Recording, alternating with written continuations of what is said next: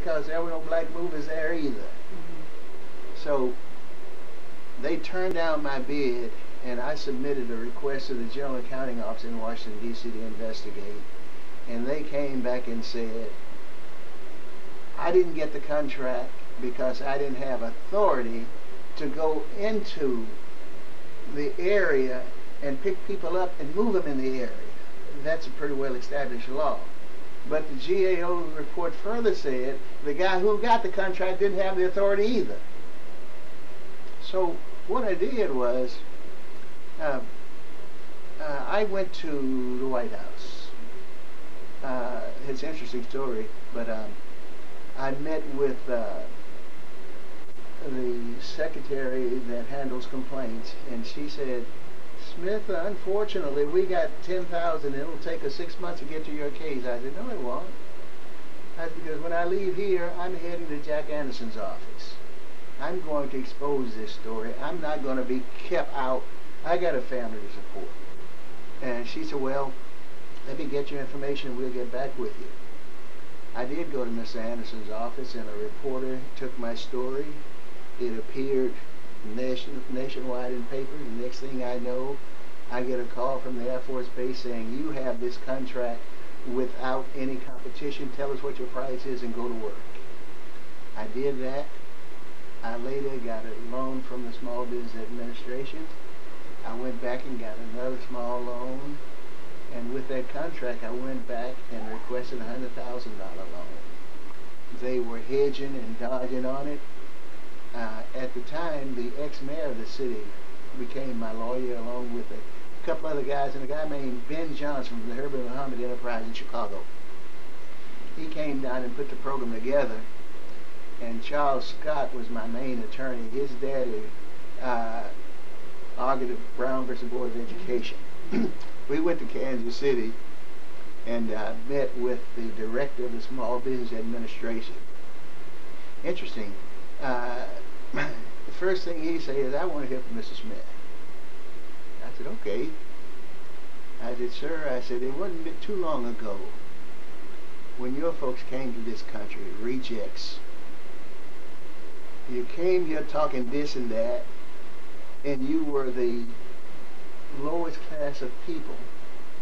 You inculcated us with your ignorance, and now you are a polished, distinguished gentleman, but every time a guy like me, especially a serviceman, come before you, thumbs down. And my lawyer said, knock it out, Smith. He said, let him talk. It's refreshing to hear a man speak his mind. We don't want to deal with somebody that somebody else is controlling. And from then on, it was a friendly discussion. I got back to the office that evening and got a phone call from that very same guy saying, Smith, this don't sound right because I'm on a speakerphone, but want you to know that we just approved you for a $100,000 loan. Thank you, sir.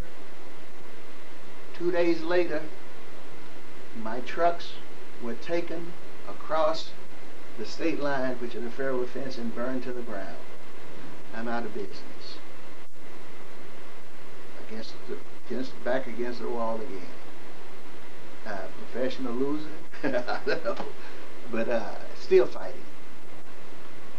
I would like to mention that health problems plagued me from Vietnam. I had a situation called shingles. I don't understand it, but Agent Orange was the chemicals that they put on the foliage in the trees to clear the area so you can see the enemy coming.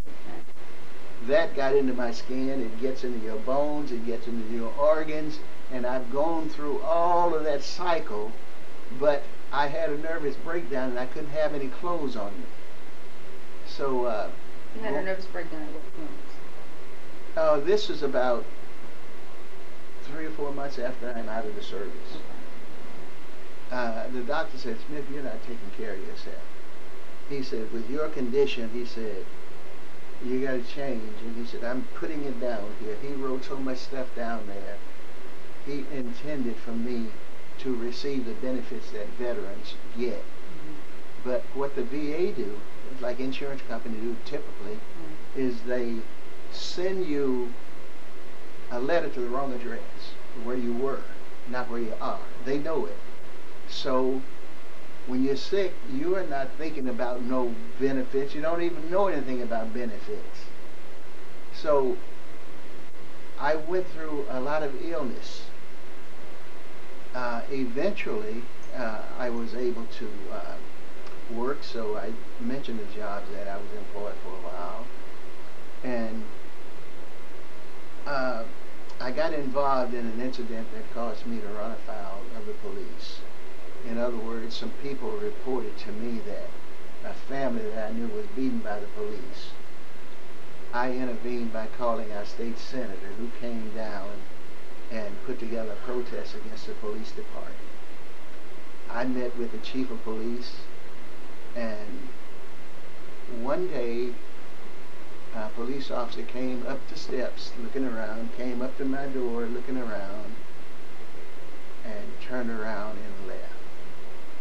I'm not going back to Alabama to mess with these folks, so I'm leaving Nebraska. I'm going home to Arkansas. That's why I'm here. That's what brought me here, in addition to some other matters that is very important to me at the time. Well, And now I got ill again. I drove an over-the-road big rig for 500,000 miles, I guess.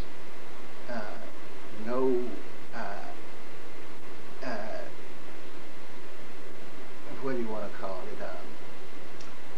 I didn't have the agility, the temperament for driving, but you can learn to do anything, just not well. So I struggled until all of this stuff collapsed in on me with high blood pressure, and then diabetes, and then, oh my goodness, hypertension and headaches.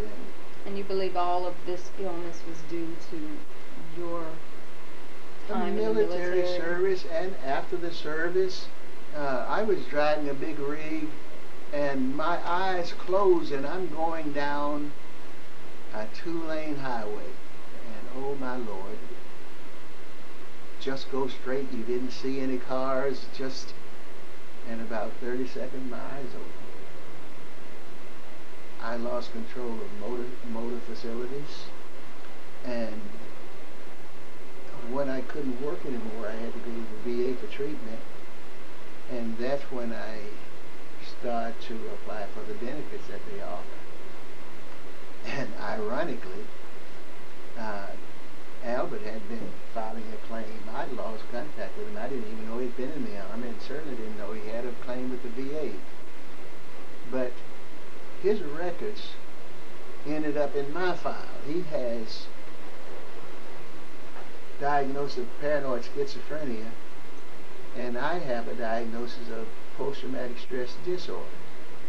So they tell me, your decision, your claim is denied because the records show that you are paranoid schizophrenic.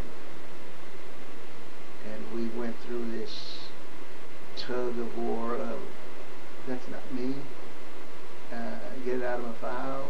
And my DAV rep was going to be candid with me one day, and he said, look, Smith, if you want more money, bring me a diagnosis of depression based on your skin condition, which you are already service connected for 30%, and I'll raise you to 50%. If you want justice, keep fighting, because you find out nobody give a damn about discrimination in the 60s, and nobody's going to pay you for being involved in a crime. And that's when I start to go outside of this system.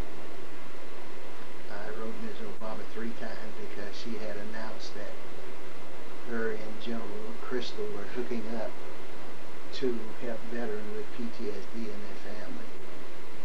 And I never got an answer. And I'm convinced that her staff didn't notify her. So maybe she'll be notified through this video.